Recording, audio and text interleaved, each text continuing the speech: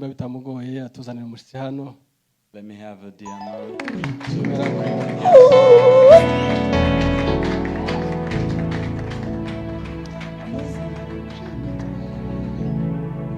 Mwakwigira hino gato. Karibu cyane. Karibu cyane. Karibu nawe. Uwabaye umuntu mushasha mwigira hano. Uwabaye mushasha rwose. You are new people. Kubera ko abagabo bamwe batazicana abadamu babo. Why don't men sit with their wives? Nabonye nababikoraga batangiye gutezuka. I see even those who used to do it. Protocol rwose icyo kintu mugisubiza ku murongo. The ushers, please put this back together. Uretse umuntu ufite impamvu. Unless you have a reason. Ko birashoboka ibyo turabyemera. That's understandable. We ariko atari impamvu yindi mugomba kwicarana. Other than that, we don't understand this. Kuko birasa nabi ndabareba nkabona bisa nabi rwose. Please stay together. Iryo naryo ni itangazo riratambutse. That's another. Namwe niba ngombwa bazabakura musubira ahantu muzajya mwicarana. Gose bazabakura ku muryango. Everybody's thanking God, we'll go fast. Areka mushitsi niwo mukuru niwo dufite uyu munsi twese, reka tumuhe abanza ashime hanyuma turakurikira abandi abandi. Semeni haleluya. Amen.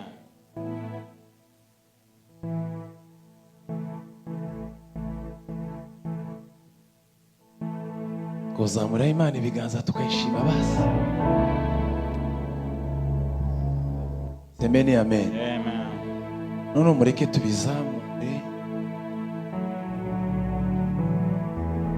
Dukurure ubushake bw'Imana bitumara tuzamura Imana ibiganza gusa tuyishima. Mana uhabwe icubahiro kuko uri Imana. Ngira ngo ndatinda. Turasoma Zaburi 141. Let's read Psalm 140. Biri jambo ry'Imana ravuga ngo Uwiteka ndagutakiye tebuka uze aho ndi. Utegera ugutwi ijwi ryanjye ningutakira. Gusenga kwanjye ushirwe imbere yawe ku mubavu. Amen. Amen. Reka dufate umwanya mutoya dushima Imana. Magambo atari menshi. Imana ni bitanga. Uzafata umwanya dushima. Let's just share a few things. Semeni haleluya. Amen. Mutima waje uranezerewe guhagarara imbere y'ababyeyi n'imbere yanyu. My heart is full of joy to be here before you. Nuzuye umunezero. Full of joy. Munezero wo mu buzima busanzwe. The joy of normal life. N'umunezero w'iby'Imana yakoze. And the joy of what God has done for me. Imana si umuntu ngo yibeshe. God is not a human to be. Kandi si n'umwana w'umuntu ngo yicuze. And he's not a human being. Icyo yavuze. What he has said. Iragisohoza. He will fulfill it. Haleluya. Amen. Haleluya. Hallelujah. Dutange haleluya. Amen. Haleluya. Hallelujah. Amen. Amen. Amen. Haleluya Mana we. Yesu. Ndashima Imana yuko mpagararanye na madame. I thank God I'm with my wife here. Imana yagize neza iduhuza. God has done well to unite us. Kugeza uyu munsi. Until today. Turayishimiye. We thank him. Amen. Amen. Turayishimiye kuko ari Imana izisohoza amasezerano. We thank him. He's a God who fulfills. Muririmbyi niwe babivuze aravuga ngo uri Imana isohoza amasezerano. The singer said you are God. Iyo uvuze birasohora. Yukutabesha. Oh, urakomeye. Mana we. Aho niho Imana iba. That's where God is. Iba mu masezerano yayo iziyasohoza. Hallelujah. Amen. Imana ishimwe ko mpagaranye na Nyamugisha n'umukozi w'Imana Evera Pastor Ezira Mugisha. My son.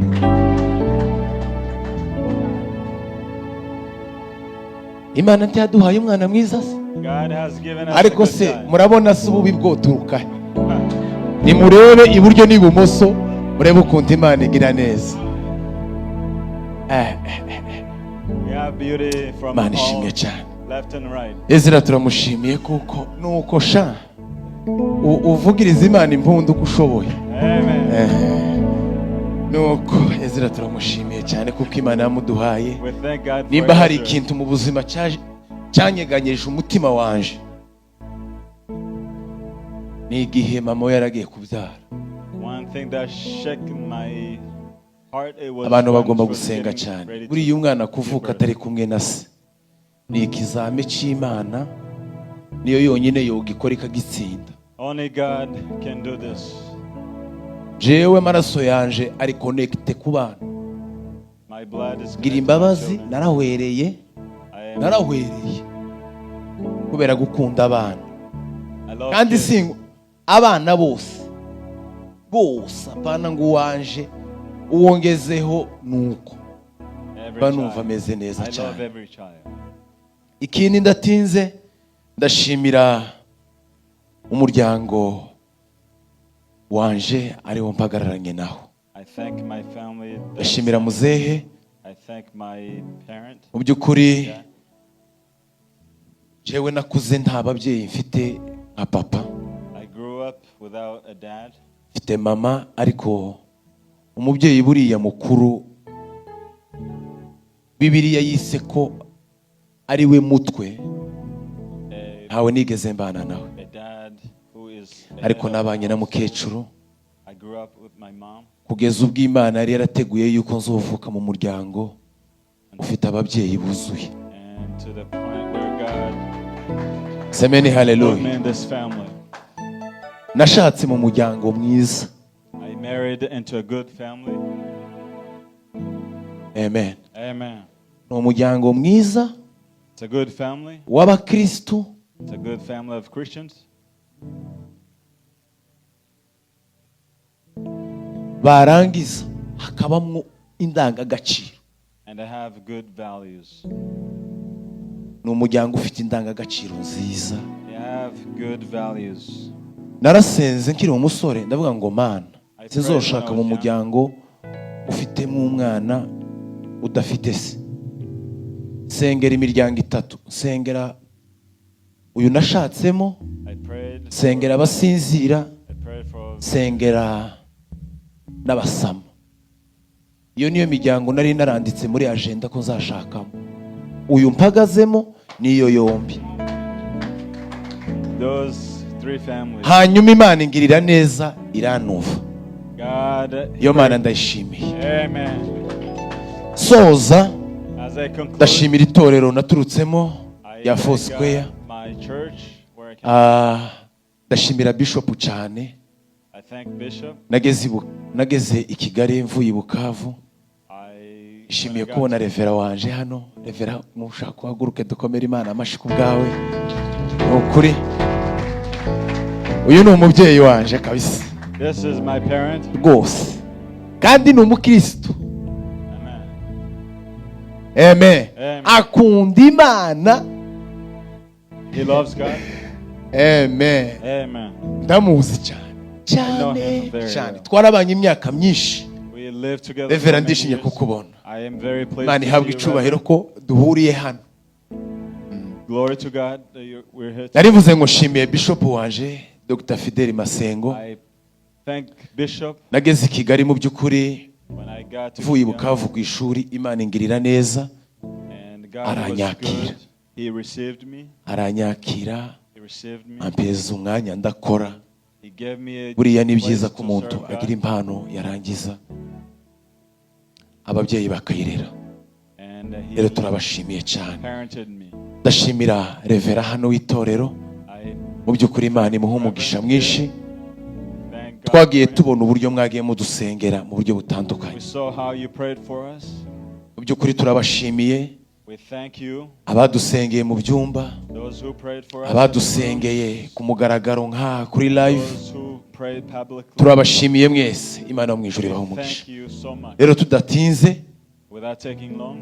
Imana yo mu ijuru ihabwa icubahiro. May God be glorified. Reka mama Ezra ahumekeho umunota umwe dusubiza ababyeyi microphone. Hallelujah. Hallelujah. Yesu ashimwe cyane. Glory to God. Mbere ndashima Imana yaturinze twese. I thank God who has Mwese led mukaba us, muri bazima tukaba turi hano. and we are happy, alive here. Cyaduhagurukije gushima ntabwo ko murakibona. We came here to give. Turashima Imana ku mirimo yayo. We thank God for His works. Yaciriye umutware wanjye inzira akaba ari hano uyu munsi. He has brought my husband. Iyo Mana here. tuyeze icyubahiro yarakoze. Amen. Ni process ndende It was ibirimo a ibintu long byinshi. process, many things, Ariko ku maybe, Imana yabanye natwe. but God was with us. Muri iyo process yaduhaye umwana mwiza. And throughout the process, we were blessed with a child. Imana ihimbazwe. May God be Ikindi glorified. ca nyuma ndashimira ababyeyi banje babanye nanje igihe Thank my nabyaye byari ibintu byinshi bamfashije abavukanyi.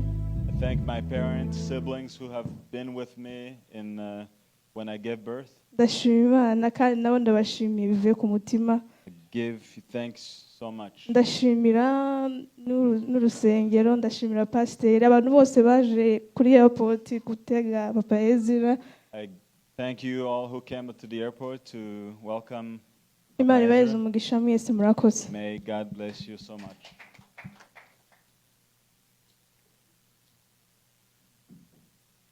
Yesu ashimwe. Glory to God. Haleluya. Hallelujah. Zamura Imana icubahiro. Amen. Haleluya. Hallelujah. Amen. Amen. Duhagaze hano gushima Imana. We're here to thank God. Dushima Imana yaturinze twese. We give thanks to God who has protected Abantu bose badutse amahoro. everybody who woke up. Imana ishimwe. May God be glorified. Abantu benshi batabonye umwanya wo kuza gusenga. There are many people who did not get this chance, Ariko twebwe twabonye Imana ishimwe. but we thank God. Icyo dushima, What we're thanking God for, dushimiye kuri Papa Ezra. we thank God for Papa Ezra. Imana yamuciriye inzira. God made a way for him. Akava muri Afurika amahoro. He came from Africa in N'urugendo peace. rurerure cyane. It's a long, long trip Kuba yarashitse hano. for him to arrive here. Imana ihabwe icyubahiro. Glory to God. Ikindi no gushima ku mwana wa Imana yabahaye. And we thank God for the child they've been blessed with. Bavyaye nyine adahari. The wife gave birth when he was not here. Ntabwo byari byoroshe. It wasn't easy Gutunga umwana w'abandi nyine hano biba byoroshe. to raise a child when the parent dad Ariko is dushima away. Imana yadufashije akabyara amahoro. We thank God who has led them, Akaba afite umwana wabo ari muzima. and they have a good, healthy child. Ikindi dushimiye abantu baduherekeje ku kibuga. And we thank those who went with us to the airport. Imana ibaho umugisha. Thank you so much. God bless you. Baramaze baza mu rugo. They also came to our house. Abandi baza ko habaye igitaramo cyiza. It was a good service. Imana ishimwe. Glory to God. Murakoze cyane. Thank you. Bwana Yesu asifiwe. Glory to God. Asante ko mwihanganye, reka naje mvuge amagambo make cyane mu usanzwe sinza natinda. Let me say a few words. I won't take too long. Hasigaye iminsi nk'itatu ine ngo bisama kore interview. Just a few days before this summer's interview, Twabuze icyangombwa ciwe kimwe kandi cyari gikenewe cyane. we couldn't find one of the documents. Turagerageza guhamagara ahantu hose hari hashoboka mu nshuti n'abavandimwe. We called the friends and families. Nimba hari ibintu byashoboye kumpagarika umutima muri iyi dossier ico kintu cari kirimo. If was one thing that stressed me was that document. Ku munota wa nyuma dusa nkaho twahebuye pe. Just on the last minute after almost giving up, Imana ikora uburyo bwayo kiraboneka. God made a way and we found the document. Kuba turi hano turi kumwe nawe dushimiye Imana yo mu ijuru yabikoze. Imana yo mu ijuru To be here with him, and we thank God. Rwari urugendo rurerure cyane nko bavuye kubivuga. It was a long, long journey. Ariko Imana yarabikoze. Process, but we thank God. Iyo Mana turayishimiye. We thank him. reka nshimire cyane itorero. Let me give thanks to the church. Ndabizi ko abantu basenze nk'uko bavuye kubivuga. I know people have prayed like they kandi said. benshi mwasengeye nawe yararimo. And amongst many you prayed for his uyu munsi rero kuba turi kumwe duhagararanye muri itorero rya Methodiste, and today he is here. ico ni Imana yakoze dukwiriye gushima. He is here. We have to give thanks kandi to God for it. turayishimiye tuyizamure icubahiro. And we glorify God for this. Amen. Amen. Reka nshimire muzi uburyo abatari kumwe n'abadamu babo cyangwa n'abagabo babo, muzi uburyo babisengera, none mwe mwarashubijwe mu biha agaciro. Amen. Yesu ashimwe cyane. Hallelujah. Yesu ashimwe cyane. Hallelujah. Muranezerewe. Glory to God. Are you happy? Muranezerewe. Are you happy? Imana ishimwe. Amen. Imana ishimwe kuko izayumva amasengesho yacu. Glory to God who hears our prayers. Imana ishimwe kuko izayumva amasengesho yacu. He hears our prayers. Iki ni ikimenyetso. This is a sign. Mu bintu Imana yateguye ko twishimira muri uyu mwaka, One of the things that God has prepared kuko us for to yaratubwiye ngo rejoice. ni Imana ikora ibiri tuzo dusaba n'ibyo twibwira. God is a God who does above and beyond what Ibi ni we do. ibisubizo This by'amasengesho. is one of the answers. Imana ishimwe cyane. Praise God. Turashima Imana kuko yaciriye Alex Bisama inzira, We thank God who has led Alexis akaba Bisama. yongeye guhura n'umudamu we n'umwana n'umuryango we. And he's reunited with his family and his child. Imana ibishimirwe. Glory to God.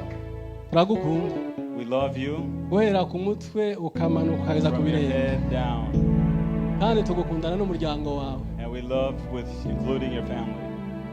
Ugira umudamu mwiza, You have a beautiful wife. witonda, He's very humble. wa wundi Bibiliya ivuga mu gitabo c'imigani. The one the Bible mentions in the Proverbs. Ntabwo ari wowe uzi ubivuga gusa kurya, It's not just you who says it. natwe imyaka tumaranye rwose diyama turamuhamya.